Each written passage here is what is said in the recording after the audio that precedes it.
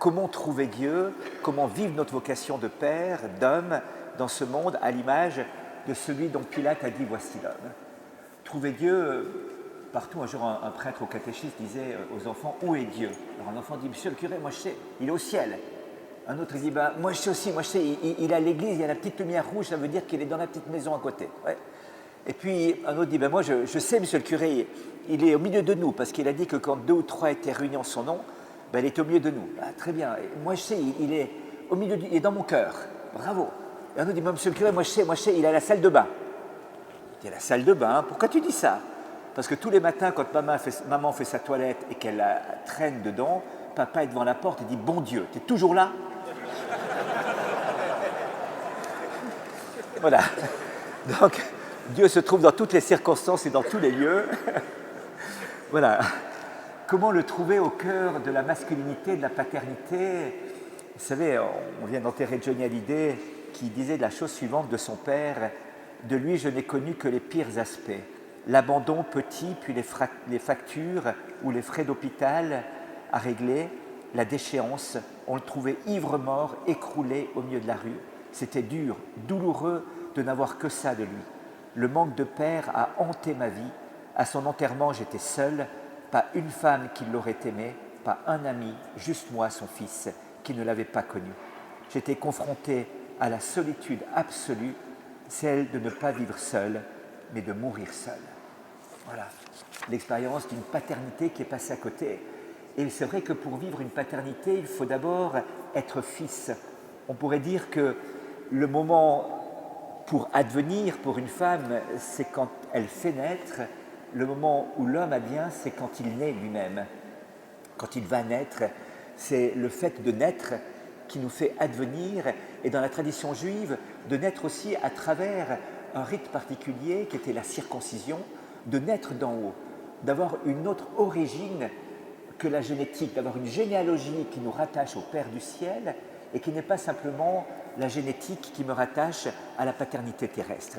Donc il y a cette idée de naître quelque part et de se mesurer aussi. Dans l'Ancien Testament, il y a une scène assez étonnante. Quand le prophète Élie va visiter la veuve de Sarepta, le fils meurt. Et on nous dit que pour ressusciter le fils, Élie se coucha par 3 fois sur le fils. Le verbe hébreu utilisé pour s'allonger sur le fils est en fait se mesurer au fils. Comme si Élie, pour advenir complètement à sa vocation, devait se mesurer à un enfant qui est mort et qui va revivre. Voyez-vous? Et c'est un petit peu ça le travail qu'il nous faut faire, se mesurer. S'allonger, mais se mesurer à un fils qui est mort et qui ressuscite et qui va nous donner notre pleine dignité, notre pleine vocation et notre pleine stature. Et c'est cet homme dont Pilate a dit « voici l'homme » qui est le fils auquel il va falloir se mesurer. Mesurer au fils unique du Père afin de trouver la vraie paternité, notre vraie identité, c'est retrouver cette origine dans laquelle je m'enracine. Un jour, dans un repas mondain, bien arrosé, l'écrivain Marcel Aimé se targuait d'être athée et dit à une personne qui était en face de lui « Moi, monsieur, je me suis fait tout seul. » Et la personne réplique « Eh bien, monsieur, vous déchargez Dieu d'une bien grande responsabilité. » C'est vrai que des fois, ce n'est pas toujours très brillant quand on se fait tout seul. Voyez-vous, retrouver une origine qui nous accueille, qui nous fait vivre, nous permet d'éviter 3 pièges, 3 tentations qui sont une sorte de caricature de la relation à l'origine. La tentation d'un monde parfait et sans faille, qui est la caricature ou la non-acceptation de la vulnérabilité, de l'échec et de la mort. La tentation de l'indifférenciation, ou la tentation de la fusion, pour dire avec un autre mot, un monde fusionnel qui ne distingue pas et qui ne laisse pas place à l'altérité, à l'autre en tant que différent. Et l'altérité originelle, bien sûr, c'est l'homme pour la femme et la femme pour l'homme. Il y a 2 altérités ou 2 relations.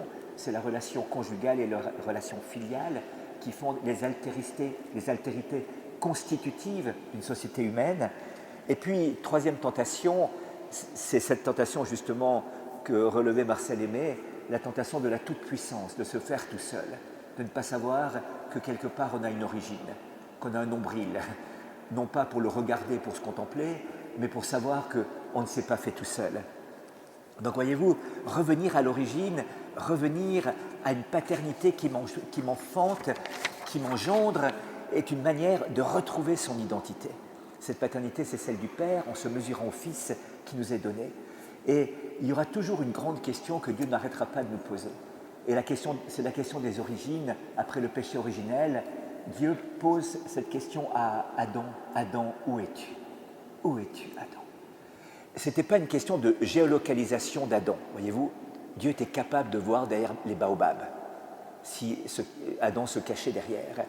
La question « Adam, où es-tu » c'est que, ayant brisé cette relation avec Dieu, tout le travail ou toute la question que Dieu se pose, c'est de dire « Mais où en es-tu dans ta relation avec moi maintenant? Où te situes-tu dans le rapport avec moi? Adam, où es-tu » Et Gustave Thibon, le philosophe, disait qu'avant même qu'on entende sur la croix le cri du Fils qui dit « Mon Dieu, pourquoi m'as-tu abandonné ?»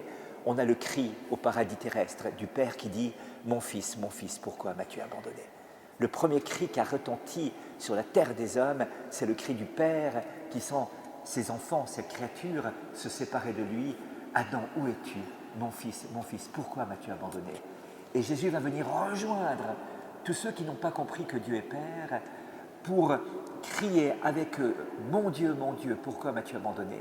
Jean-Paul II dit « Ce n'est pas le cri d'un désespéré, c'est le cri d'un fils qui rejoint les désespérés pour les conduire vers la dernière parole que Jésus va dire sur la croix « Père, Abba, entre tes mains, je remets mon esprit. » Voilà, donc voyez-vous, première question sur la paternité, notre identité, quel rapport est-ce que j'ai avec le Père? Jésus raconte une parabole à ce sujet-là. Un père avait 2 fils, vous connaissez l'histoire du fils prodigue, et Peggy complétait en disant « et 2 fils n'avaient pas de père ». Parce que les 2 ont un problème dans la relation au père. Les 2 n'ont pas compris que le père est père. Alors ils ont une relation soit d'esclave pour le fils aîné, le mot utilisé en grec c'est doulos, c'est l'esclave de dernière catégorie qui n'a même pas de dignité humaine, et puis le fils cadet qui reviendra à la maison demande d'être l'employé du père. Finalement les 2 souffrent d'un grand drame, ce sont 2 renfrogniers. Il y a le renfrogné bosseur et le renfrogné noceur. Alors moralement c'est mieux d'être bosseur que noceur, c'est vrai. Reste que finalement le noceur a une plus grande, c'est le seul qui utilise le mot père d'ailleurs, le bosseur n'utilise jamais le mot père, il n'a pas de rapport au père. Et le drame, voyez-vous, si on ne sait pas resituer dans cette filiation originelle, si l'homme, le masculin, n'a pas retrouvé la dignité d'enfant en lien avec le père, il y aura quelque chose de renfrogné au fond de nous-mêmes. Renfrogné bosseur, celui qui fait bien tout ce qu'il y a à faire, mais qui ne s'épanouit pas et qui ne rayonne pas la joie. Renfrogné noceur, celui qui esquive les responsabilités et qui esquive sa mission dans ce monde en faisant la fête ou en se distrayant, parce qu'il n'y a pas une origine qui le perfuse en permanence. Et cette origine, c'est la relation au père. Alors tout le travail, d'abord, c'est de retrouver ce visage filial. Un jour, Michelangelo Buonarroti, vous savez, le grand sculpteur, arrive dans une carrière et voit un bloc de marbre à l'entrée de la carrière et il est fasciné par ce bloc de marbre. Et il dit au carrier, je vous l'achète. Et le carrier dit, non, je ne peux pas vous le vendre. Venez de l'autre côté, regardez, il y a des failles, il y a des veines de mauvaise qualité dans ce bloc. Je ne peux pas le vendre, ce n'est pas honnête de ma part. Il dit, je vous l'achète quand même. Il dit, non, mais je ne peux pas, ça fait 10 ans qu'il est là, il n'y a personne qui l'a acheté. Et Michel-Ange dit, bah, je vous l'achète. Il dit, je vous le donne. Alors Michel-Ange part avec le bloc de marbre. Une année après, le carrier vient visiter l'atelier de Michelangelo et il voit une statue absolument splendide à l'entrée de l'atelier. Oh, et il dit, mais c'est magnifique! Et business is business, et d'où vient le marbre? Et il dit, mais c'est le bloc qui était devant votre carrière. Il dit, c'est pas possible, comment vous avez fait? Et Michel-Ange dit, écoutez, en passant devant le bloc de marbre, j'ai entendu la statue me dire « Sors-moi de là !» Ça fait tellement longtemps que je suis enfermé là-dedans qu'il faut me libérer de ce bloc de marbre. Alors je n'ai rien fait. Je n'ai fait que dégager de la pierre la statue qui s'y trouvait déjà. J'ai essayé une fois, je n'ai pas réussi. Elle m'a crié, j'ai entendu le cri, c'est sorti autre chose que ce que j'avais en tête. Donc il faut un certain talent pour faire ça quand même. Il y a en nous cet enfant du Père, voyez-vous, qui nous établit dans une sécurité. dans une certitude, dans une stabilité, dans une origine, dans une généalogie qui permet justement ensuite de vivre dans la liberté de l'enfant de Dieu et d'avoir ce visage d'enfant pour devenir père. Et donc il va falloir toujours revenir à cette origine pour stabiliser notre être. Comment cela se fait-il? Eh bien dans l'histoire biblique, il y a un père qui est même appelé dans l'histoire de la tradition judéo-chrétienne le père des croyants. Et il s'appelle Abraham, ce père des croyants. Et il est une figure de paternité. Le premier aspect important à souligner dans la vie d'Abraham, c'est lorsque Dieu l'appelle Abraham, à 2 reprises, à la fois au début de son aventure quand il va quitter son pays, une deuxième fois quand il va demander de prendre Isaac pour le porter devant Dieu, Dieu dit Abraham, et Abraham a cette réponse extraordinaire, me voici, me voici. Première attitude de la paternité à l'école d'Abraham, c'est me voici. En hébreu, c'est hineni, hineni, cette parole traverse l'Écriture sainte. Chaque fois que Dieu rentre en relation, il y a un appel et il y a une réponse, me voici. Et voyez-vous, le premier mot qui est utilisé, ce n'est pas je, c'est me. Un accusatif, un complément d'objet direct si vous voulez. Un accusatif, c'est-à-dire non pas quelque chose qui accuse, quelque chose qui met en relation seconde par rapport à quelqu'un qui me met en mouvement et en branle, qui me fait me bouger. Me voici. Le me est extrêmement important. Le Père ne commence pas par je, il commence par me. Il répond à une vocation. Derrière cet appel du Père d'Abraham, il y a une responsabilité. La première chose que Dieu va donner à un père, c'est une responsabilité. Responsabilité vient de réponse, il répond à un appel, mais en même temps, il assume ce qui lui est confié, une épouse, une famille, une responsabilité professionnelle. Me voici est donc au cœur de la vocation paternelle, une réponse à un appel de Dieu qui me met en mouvement. Parce que le deuxième aspect de la vocation d'Abraham, c'est va, pars, mets-toi en route. Dieu met en route Abraham, va vers le pays que je t'indiquerai. Les Juifs se disent, mais attendez, Abraham qui part avec sa famille, avec tous ses serviteurs, avec tout son bétail, ça fait quand même un déplacement assez conséquent. Ce n'est pas la marche des pères de famille comme à Paris, mais enfin c'est quand même quelque chose comme ça. Et donc, il va falloir quand même organiser. S'il te plaît, Seigneur, donne-moi le point GPS, ou donne-moi en tout cas les coordonnées de la carte. Et Abraham ne pose pas la question.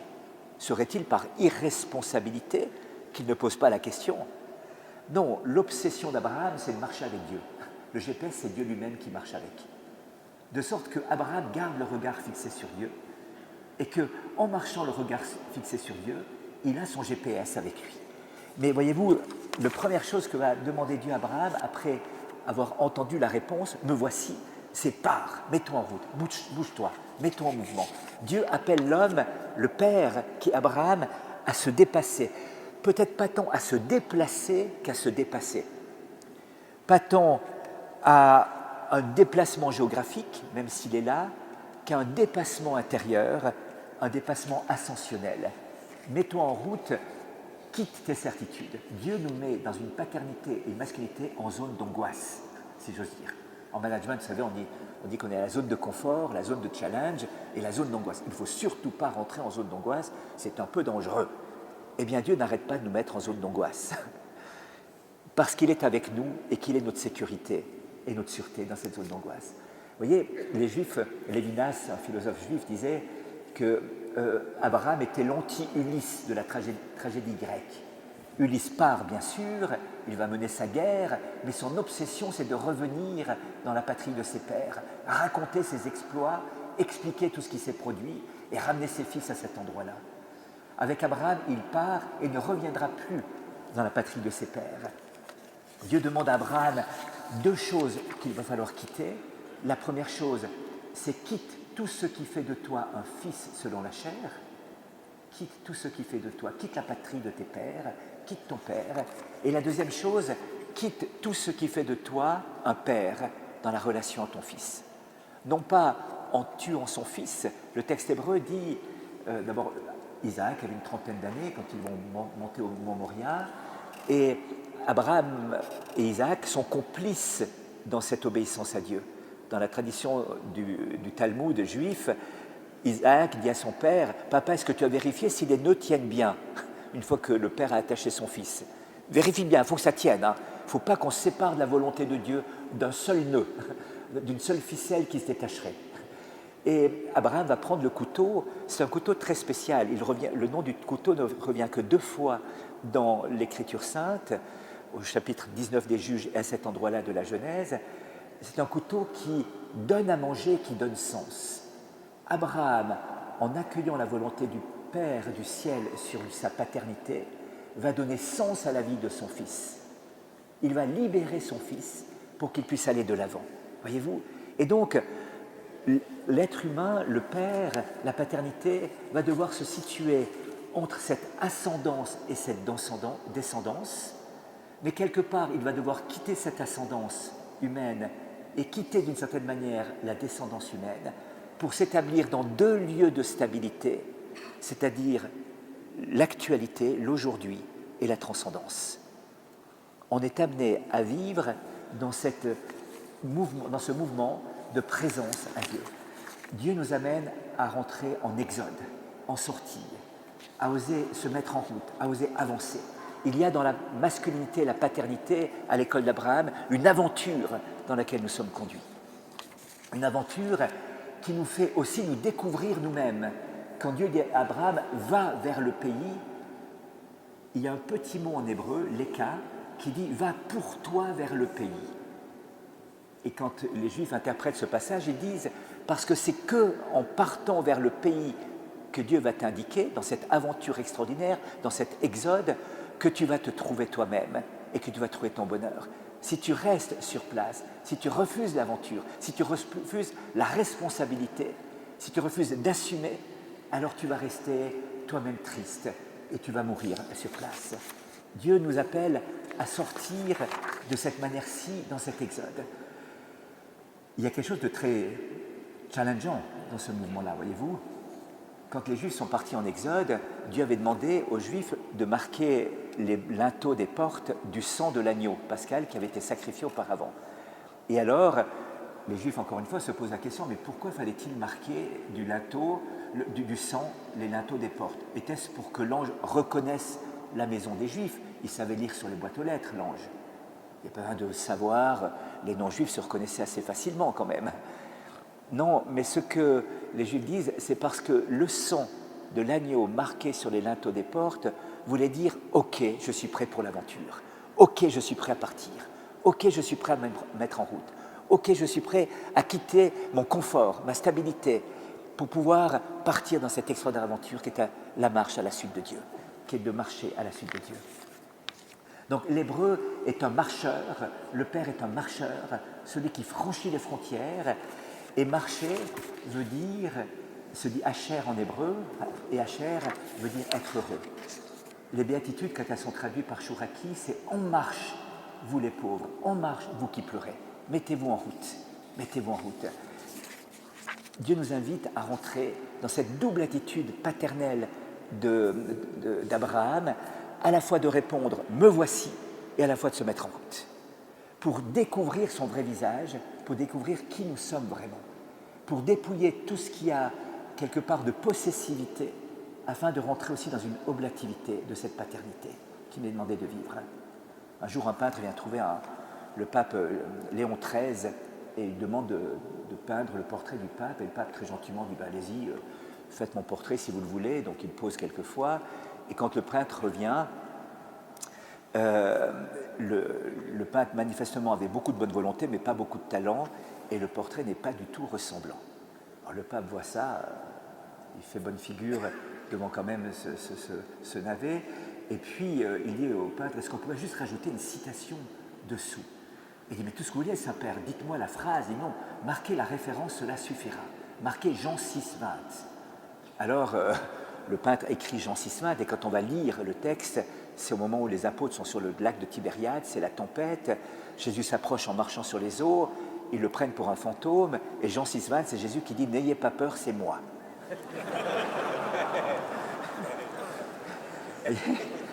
quand on part dans l'aventure avec Dieu, quand on accepte de se laisser dépouiller, il y a peut-être ce Jean 6,20 qu'on devrait écrire sur le fond. Pour l'épouse, par exemple, le matin, avant le café. Jean 6,20, rassure-moi, c'est quand même moi. Pour l'enfant qui vient poser la question et dit « Papa, je fais une question. » Ouais, Jean 6,20, n'aie pas peur, c'est moi ton père. Si je suis quand même là, Jean 6,20. Il faudrait se graver des fois ça. Cela dit, on peut améliorer quand même. Le peintre est là, c'est le bon Dieu, et il peut faire le travail pour pouvoir nous améliorer un petit peu. Voyez-vous, donc nous sommes appelés à rentrer dans cette aventure d'Abraham. Troisième point avec Abraham, on nous dit que Dieu éprouva Abraham. Éprouva Abraham. Alors là, il y a un point très très important dans l'exercice de la paternité. Est-ce que Dieu est en train de tendre un piège à Abraham? Est-ce que Dieu est en train de jeter des plures de bananes sur la route d'Abraham, de le déconcerter complètement par une invitation un peu incohérente de sacrifier l'enfant de la promesse? Ce n'est pas tout à fait comme ça qu'il faut comprendre éprouver. Quand Dieu éprouve, c'est qu'il donne l'opportunité ou l'occasion de manifester, de donner la preuve de notre fidélité, de notre obéissance. Et dans la masculinité, dans la paternité, il y a nécessairement l'appel à manifester notre obéissance, à manifester notre persévérance, à manifester notre fidélité, à manifester notre endurance dans les difficultés. Nous sommes appelés à passer par cette épreuve qui est là. Et je vous disais tout à l'heure, quand Dieu demande de sacrifier Abraham, c'est ainsi qu'on le traduit. En fait, Dieu lui dit « Fais monter vers moi Abraham ». Isaac, pardon. « Fais monter vers moi ton fils ». Ne le sacrifie pas, fais-le monter vers moi. Derrière cette idée de faire monter vers Dieu, il y a l'idée du sacrifice dans l'Ancien Testament, qui se dit korban en hébreu, et qui vient d'un verbe qui veut dire se rapprocher. Le sacrifice n'est pas d'abord une renonciation, n'est pas d'abord un acte difficile qui est posé, c'est d'abord une occasion de se rapprocher du Père et d'ordonner toute relation avec cette relation première, qui est la relation que j'ai en tant que fils à l'égard du Père, et d'inscrire ma relation filiale avec mes enfants dans cette relation-là. Je vais faire monter mes enfants vers le Père, de sorte qu'eux-mêmes vivent cette relation. C'est très beau parce qu'on nous dit qu'Abraham et Isaac montèrent ensemble, marchèrent ensemble sur le mont, et ensuite ils redescendirent séparément, tout en étant ensemble malgré tout. Il y a quelque chose qui s'est produit là-bas, dans le relationnel, qui a été complètement transfiguré et transformé, lorsque le Père a accepté de faire monter, de ne pas mettre la main sur le don de Dieu. Voyez-vous? Et donc, ce travail de faire monter, ce travail d'être éprouvé dans sa paternité, dans sa masculinité, appartient à la croissance de la masculinité et de la paternité. Je vais devoir passer par cette épreuve, manifester la preuve de mon obéissance filiale pour être toujours plus père et remplir la mission comme Dieu le veut. C'est le sens de l'interdit, si vous voulez.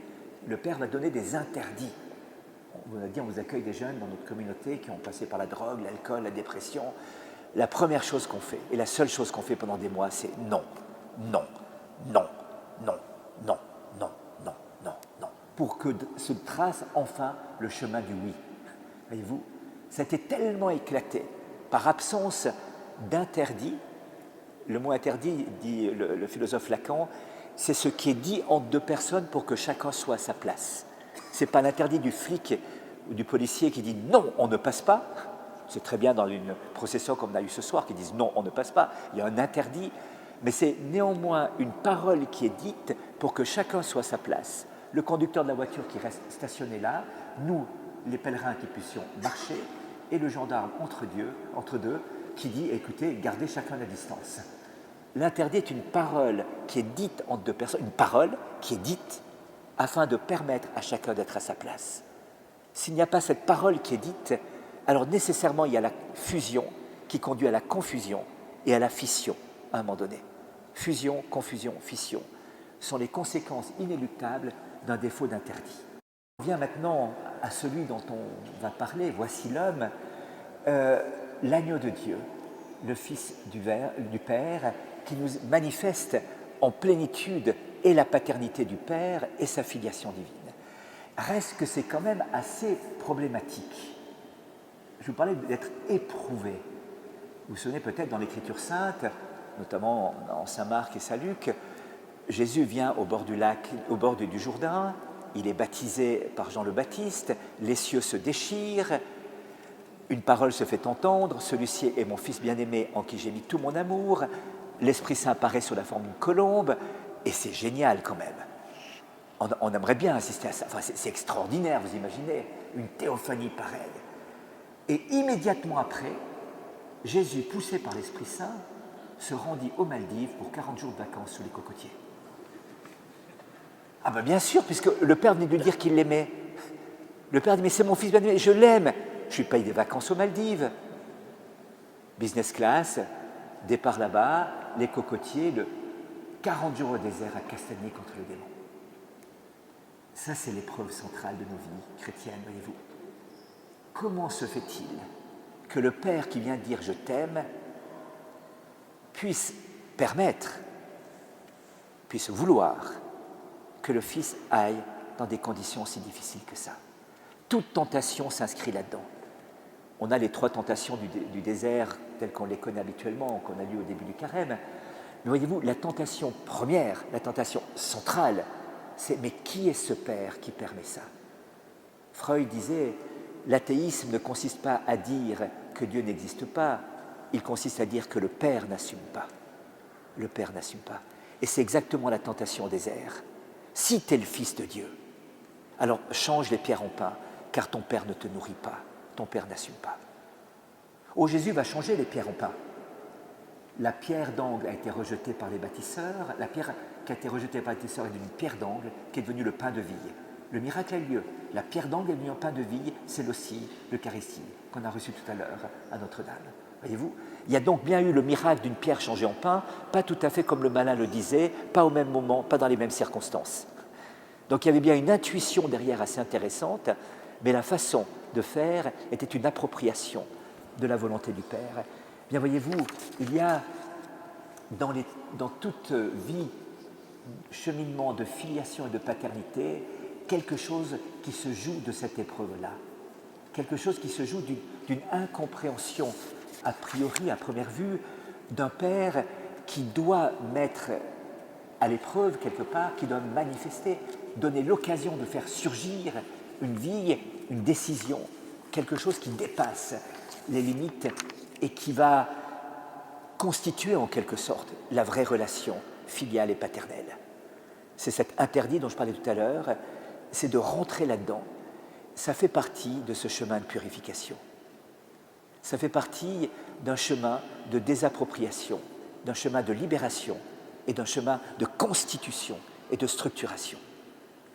Si Jésus va dans le désert, ce n'est pas tant que Satan le tente, c'est une révélation du visage du Père dans sa tendresse aimante, mais assez déconcertante, mais aussi la mise au tribunal de Satan, qui avec ses ruses vient essayer de tromper, de briser cette paternité, cette relation filiale. Voyez-vous, il vient insuffler le doute dans le cœur, il essaye d'insuffler le doute dans le cœur du Fils en disant « mais ton Père n'assume pas, ton Père n'est pas là ». Or le Père assume pleinement, jusqu'à la croix, jusqu'à l'extrême. La première parole du Christ sur la croix, c'est « Père, pardonne, ils ne savent pas ce qu'ils font ». La dernière, c'est « Père, entre tes mains, je remets mon esprit ». Voyez-vous, donc, nous sommes appelés à rentrer là-dedans, et donc, il va falloir faire un choix. Quand Pilate va présenter Jésus, il va dire « Voici l'homme ». Et il va dire ensuite à la foule « Qui voulez-vous que je relâche ?» Barabbas ou Barabbas? Bar-Abbas, c'est le fils de papa. Bar-Abba, en hébreu. Qui voulez-vous que je relâche? Le fils de papa ou le fils de papa? Il y a 2 fils de papa qui sont là. Ce n'est pas le même père. Il y a le Père du ciel qui est là, de miséricorde et de tendresse, et le Père des mensonges. Et nous sommes placés devant cette alternative. Qui voulez-vous que je relâche en vue d'une liberté? Qui voulez-vous qu'il soit libre? Pas tout à fait. Le Barabbas, le père du fils du mensonge, est relâché semble être libre en allant dans le monde, l'autre entre dans la vraie liberté en prenant la croix et en montant jusqu'au Golgotha, parce qu'il va sortir libre et vainqueur de cette épreuve, par l'amour qui triomphe de la croix et de la souffrance. Derrière cette paternité, cette filiation qui nous est demandée de vivre, il y a cette persévérance jusqu'au bout. Alors, voyez-vous, tout cela va s'inscrire dans cette vulnérabilité, dans cette pauvreté. Est-ce que j'accepte d'entrer dans cette vulnérabilité, cette pauvreté? J'aimerais relever, pour terminer, 3 points qui sont révélés là derrière. Jésus se révèle Fils par la douceur qu'il va manifester au cœur de l'épreuve. Il se révèle homme par la force qu'il va manifester dans sa passion. Il se révèle maître par la transmission d'un message, d'une parole, d'un visage, celui du Père, qu'il va nous donner à travers toute son attitude. Premier point, il se révèle Fils par la douceur. Il y a une béatitude, bienheureux les doux. Jésus a dit bienheureux les doux, il n'a pas dit bienheureux les mous. Vous voyez, il y a une différence entre un mou et un doux. Le doux est celui qui a remporté un grand combat, qui a mené un grand combat. La douceur est rattachée dans la tradition de saint Augustin et de l'Église au don de piété de l'Esprit Saint, de la piété filiale. Parce que je vis tellement dans la certitude que le Père m'aime et que je suis dans le Père, Dieu vient transformer toute colère qui monte en moi, toute agressivité qui monte en moi, toute violence qui monte en moi, par la douceur. La douceur est l'aboutissement ultime de l'irascible masculin qui s'exprime non pas dans une violence externalisée ou exprimée, mais dans une douceur persévérante. Voyez-vous ? Et pourquoi le Christ peut-il être si doux au cœur de telles injustices, au cœur de telles violences qu'il va subir? Parce qu'il sait que le Père l'aime et que le Père est avec lui. C'est parce qu'il vit dans cette piété filiale, dans cette certitude qu'au cœur même de l'épreuve, le Père ne l'a pas abandonné, ne peut pas l'abandonner, qu'il peut vivre ce qui devrait être l'agressivité et la violence qui montent en lui devant l'injustice par une douceur qui est exprimée. Une douceur qui n'est pas mollesse, mais qui est une douceur et qui est une force bien plus forte que l'agressivité ou la violence. Donc une première leçon qu'on peut apprendre, c'est « Heureux les doux, car ils posséderont la terre ». Cette terre, quelle va être cette terre? La terre de mes propres passions, la terre de mes propres émotions, la terre de mes propres sentiments, ma terre dont je suis pétri, la terre de toute cette ménagerie intérieure qui peut m'habiter. Vous savez, il y a en nous toute une ménagerie qui est là. Je vous ai remarqué, on le voit chez les autres. Il y a le lion de l'orgueil et de la domination, le coq et le paon de la vanité, le chat de la flatterie, le renard de la fourberie, le serpent de l'envie, l'ours de la possessivité, la pie de la jactance, le singe de la moquerie, le rhinocéros brutal, le pachyderme insensible, étalé sur le canapé, la mule entêtée, l'anguille fuyante, le lièvre peureux, la chèvre qui murmure sans cesse, le porc étalé dans son plaisir, le chien colérique, les mouches bourdonnantes des soucis et le ver rongeur de l'inquiétude. On voit ces petites bêtes des fois, je vous ai remarqué chez les autres. Si vous regardez bien les autres, on les voit bien. Vraiment, hein, moi je l'ai vu chez les autres. Hein. Les autres ont vu chez moi, c'est dommage. L'agneau de Dieu qui enlève le péché du monde, le maître de douceur, le Fils du Père devenu l'agneau livré, et lui qui va venir établir cette paix en moi, voyez-vous, et cette douceur en moi. Donc, première chose, le Fils se révèle Fils par la douceur, parce qu'il vit cette relation avec le Père, parce qu'il n'a pas besoin d'affirmer son être. Son essence, c'est la relation avec le Père. Il est dans la réalité du quotidien, dans le réalisme du quotidien, mais dans cette relation où il n'y a pas besoin d'orgueil, de manifestation. Ma dignité, ma valeur, mon essence résulte de cette relation filiale avec le Père, et donc je peux affronter la réalité dans cette douceur. On raconte qu'un jour, un bonhomme débarque, Porsche Cayenne, Turbo S, Triptonique customisé, complet Armani, chaussures Gucci, lunettes Ray-Ban, cravate Hermès, sur le Larzac, il voit un paysan en train de garder ses moutons. Et il lui dit, est-ce que si je découvre le nombre exact de moutons que vous avez, vous m'en donnez un? Le paysan dit, allez-y. Alors il sort son ordinateur, branche avec son téléphone satellitaire sur un satellite, scanne le troupeau, un logiciel de dénombrement, et arrive au nombre exact, 1586 moutons. Et le paysan dit, c'est exact, vous pouvez prendre une bête. Alors le gars prend la bête, la met dans le coffre de la Porsche Cayenne, ferme la Porsche Cayenne, met le moteur et puis attendez, si je dis le métier que vous faites, est-ce que vous me rendez la bête? Ah, il dit, ben oui, allez-y. Eh bien, vous êtes diplômé ingénieur qualité, vous faites des audits. Il dit, comment vous savez? Vous débarquez ici alors que personne ne vous l'a demandé, vous voulez être payé pour avoir répondu à une question dont je connaissais par avance la réponse et dont tout le monde s'en fout, et manifestement, vous ne connaissez rien à mon métier. Maintenant, rendez-moi mon chien.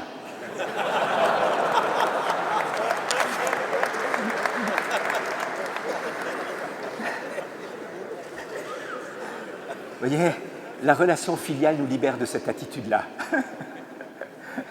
Je sais où j'ai mon origine, en qui s'enracine ma généalogie. Je sais vers qui me tourner pour être et pour vivre de cette béatitude des doux qui possèdent la terre de leur affectivité, la terre de leur famille, la terre de leur profession, la terre de leur association et la terre tout entière finalement du monde politique, économique et associatif. Deuxième aspect, il se révèle homme par la force. La force n'étant pas le pourtour du triceps ou du biceps, mais qui est cette capacité d'affronter les difficultés. Dans la force, saint Thomas d'Aquin, quand il nous parle de la vertu de force, nous dit qu'il y a une partie constitutive qui est la magnanimité, la grandeur d'âme, de faire quelque chose de grand, de se bouger, de se mettre en route, pour reprendre les mots de tout à l'heure avec Abraham. Tu seras le père d'une multitude plus nombreuse que les étoiles du ciel ou que les grains de sable de la terre. D'ailleurs, cette alternative, c'est assez intéressant parce que entre les étoiles du ciel et les grains de sable, voyez-vous, c'est quelque part la terre et le ciel qui sont saisis, mais ça peut être aussi la poussière du néant et la splendeur d'un ciel étoilé. Je suis placé devant cette alternative de ma vie. Est-ce que j'ai cette grandeur d'âme de faire quelque chose de grand? Non pas de réaliser des choses extraordinaires nécessairement, ce qui serait la magnificence, mais qui est d'aller au bout de ce qui m'est demandé de vivre, non pas tant dans le faire, mais dans l'être qui se transforme en un faire et une réalisation.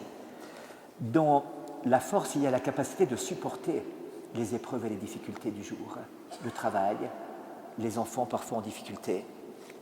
Ce serait quand je vois arriver certains jeunes chez nous et que les parents, pendant 5 ans, 10 ans, 15 ans, parfois, ont vécu les épreuves d'un enfant qui s'est éloigné, qui est parti, qui réagit violemment. J'étais l'autre jour avec un jeune de 17 ans, alors c'était jeune, mais d'une violence devant ses parents. Et je voyais les parents qui étaient aimants devant ça. C'était grand mystère, ces choses-là, c'était grand mystère. Voilà, de savoir que le Père est là et qu'il n'abandonne pas. Et puis, capacité aussi de persévérer jusqu'au bout d'un chemin, de durer jusqu'au bout d'une parole qui est donnée, d'aller jusqu'au bout d'un mot qui est dit, d'un interdit qui est dit, de tenir jusqu'au bout. C'est la chose la plus difficile, bien souvent. Vous avez vu le sketch comment s'appelle-t-elle, Romanoff, je crois, qui fait un sketch sur la paternité, et puis alors, vous prenez dans le supermarché avec votre petit enfant, et puis alors elle joue le petit enfant et dit « Papa, je peux avoir des bonbons ?» « Non, tu n'auras pas de bonbons. » « Ouais. Bon, alors juste un. » Il dit « C'est déjà loupé, quoi, arrêtez. » Voilà. Comment je suis capable de persévérer jusqu'au bout. Ça, c'est le don de force de l'Esprit Saint qui est rattaché à une béatitude. Heureux ceux qui ont faim et soif de justice. Comprenez la justice dans le sens biblique du terme, d'être ajusté, d'être mis au diapason de Dieu. Heureux celles et ceux qui ont faim et soif d'être rattachés à Dieu, d'aller jusqu'au bout de ce que Dieu demande. C'est le cri du Christ sur la croix, j'ai soif. J'ai soif du salut des âmes, j'ai soif de l'accomplissement du plan du Père, j'ai soif de la réalisation complète de la mission qui m'est confiée. J'ai la soif d'aller jusqu'au bout, jusqu'à l'extrême. Parce qu'au moment où Jésus dira, tout est poussé à l'extrême, tout est accompli, tout est réalisé à l'extrême de l'amour. Voilà, le don de force est quelque chose de constitutif de la masculinité et de la paternité. Parce qu'il s'inscrit véritablement dans cet exercice de persévérance qui consiste à ne jamais lâcher. Comment est-ce possible? Eh bien, ce don de force, voyez-vous, doit aussi se vivre avec la grâce de Dieu. Si ce sont des dons de l'Esprit Saint, le don, la béatitude des doux et la béatitude de ceux qui ont faim et soif de justice, si c'est le don de piété et le don de force, c'est qu'il va falloir demander à Dieu la grâce. Au cœur de notre vie, il y a la prière. Alors on dirait, mais heureusement, on a un week-end comme ça, peut-être un week-end en juillet aussi, on pourra faire des pèlerinages, on ira adorer, on pourra recevoir le sacrement du pardon, le corps du Christ. Dans la vie quotidienne, ce n'est pas si facile que ça. J'ai un ami qui était numéro 2 d'une grande boîte de 200 000 employés et qui m'a dit, j'ai trouvé un truc pour penser à Jésus toute la journée. Chaque fois que j'emploie une porte, je dis, Jésus, merci d'être avec moi, passe le premier. La porte de la voiture, la porte de la salle de bain, la porte des toilettes, la porte du bureau, la porte de la salle de réunion. Chaque fois que j'emploie une poignée, j'ai pris, non pas un réflexe, mais un habitus, c'est-à-dire quelque chose de conscient et de volontaire, de dire « Jésus, merci d'être avec moi, passe le premier ». Il me raconte qu'un jour, c'était une journée terrible. Il a demandé à son assistante de rester plus tard le soir parce qu'il devait partir en voyage après. Il arrive à 19h30 dans le bureau de son assistante qui était très patiente et il ouvre la porte et dit « J'en pouvais plus ». Et j'empoigne la poignée et je dis « Jésus, merci d'être avec moi, passe le premier ». Il dit « J'ai fait un grand geste comme ça pour permettre à Jésus de passer le premier, vraiment pour me convaincre qu'il était vraiment là ». Et j'ai vu mon assistante me regarder avec des yeux comme ça. Cette fois-ci, le patron, c'est le burn-out. Il fait rentrer quelqu'un alors qu'il n'y a personne. Il a une illusion. Alors j'ai regardé, j'ai vu sa tête. Vous allez bien? Oui, faites-vous pas de soucis, ça va bien. Et il a dit, je vais pas oser lui dire que je vais faire rentrer Jésus pour que ça aille mieux entre nous après dans la discussion. Voyez-vous, il y a, c'est ce qu'on appelle l'oraison jaculatoire. Ce sont des cris que l'on pousse du matin au soir. Et ça change la vie. Je parlais avec un avocat d'affaires récemment qui me dit, Nicolas, marié, 5 enfants, beaucoup de travail. Il me dit, mais c'est très difficile dans la vie quotidienne de vivre avec Dieu. Bien sûr, j'essaie de prier un peu le chapelet de temps en temps, avec mon épouse on prie, mais je suis tellement pris, débordé. Je dis, mais voilà, l'oraison jaculatoire. Vous rentrez dans la voiture, pour mes réflexes, ce n'est pas de mettre France Info, c'est peut-être de dire, Seigneur, tu es là, voilà, je prends ce temps avec toi, je me remets avec toi, ça devient vraiment mon lieu d'ermitage en quelque sorte. Vous allez aux toilettes, vous êtes seul habituellement, c'est bien d'ailleurs d'être seul, eh bien vous allez prendre ce temps pour pouvoir dire Jésus tu es là, Jésus merci, Jésus je suis avec toi, voyez-vous. Et alors, de cette manière-ci, il y a une intimité permanente qui va se vivre avec lui, un cœur à cœur qui va se vivre de manière totale et constante avec le Christ. Dernier point très vite, puisque le temps avance, il faut terminer, c'est celui qui transmet. Le Père est celui qui transmet. Il transmet par des mots, par une parole, je l'ai dit tout à l'heure, mais la parole de vérité, voyez-vous. En hébreu, la parole se dit dabar. Il y a 2 lettres, D-B-R, Dalet Petresh. Mais quand on la prononce autrement, c'est la peste qui détruit, c'est la plaie d'Égypte. Suivant comme on prononce la parole, ça peut construire, c'est la parole par laquelle Dieu bâtit le monde et construit l'alliance et donne une parole aussi à l'homme qui est bâtie sur une pierre. Et là, dans le mot pierre en hébreu, il y a père et fils. Ab et ben, il y a le père et le fils dans le mot pierre. Tout est inscrit dans cette relation filiale et paternelle. Eh bien, Dieu va dire une parole qui est une parole de vérité, une parole juste, une parole qui sonne juste, une parole qui est expression d'une intériorité. Autrement, cette parole sera mensonge, voyez-vous. Un jour, un papa dit à son enfant va à la messe, je t'ai dit qu'il fallait aller à la messe aujourd'hui. Il dit, papa, quand toi tu étais jeune et que tes parents disaient aller à la messe, tu y allais? Oui, j'allais, moi j'allais toujours à la messe. Ah, ben, c'est bien ce que je pensais, à moi ça ne me servira à rien non plus alors d'y aller. Ah, assez pertinent le gamin là. Je vois les fruits et je me dis, tiens, si c'est ça le fruit, alors on laisse tomber, quoi. Ce ne sera pas la peine. Et la cohérence. Et deuxièmement, Jésus va parler non pas tant par des paroles seulement, mais par le silence d'une vie impliquée, engagée. Nous, les chrétiens, nous sommes engagés, notre chair est engagée. La chair est engagée dans l'engendrement, puisque par la chair que l'engendrement se fait, elle est engagée par le travail, elle est engagée par le don du temps qui est donné. Et vous, si je prends un exemple, pour faire une omelette au jambon, il faut 2 choses. Il faut des œufs et du jambon. Il faut donc une poule et un cochon. La poule est concernée par l'omelette au jambon. Le cochon est impliqué dans l'omelette au jambon. Vous voyez la différence? Eh bien, notre vie de chrétien ressemble plutôt au jambon qu'à l'œuf, vous voyez? On n'est pas simplement concerné par ce plat d'amour que l'on veut réaliser chaque jour, on est complètement impliqué, chair et âme, corps et cœur, tout notre temps est impliqué là-dedans. Cette transmission se fait donc par l'exemplarité. Par l'exemplarité. Un père est celui qui donne l'exemple, qui marche devant. Abraham est le père des croyants parce qu'il ouvre la voie, marchant avec Dieu là où il le conduit. Il n'a pas le point GPS, je l'ai dit tout à l'heure, mais il sait avec qui il marche, dans la confiance de cette présence qu'il habite et qui lui permet de donner l'exemple et d'être le premier de cordée.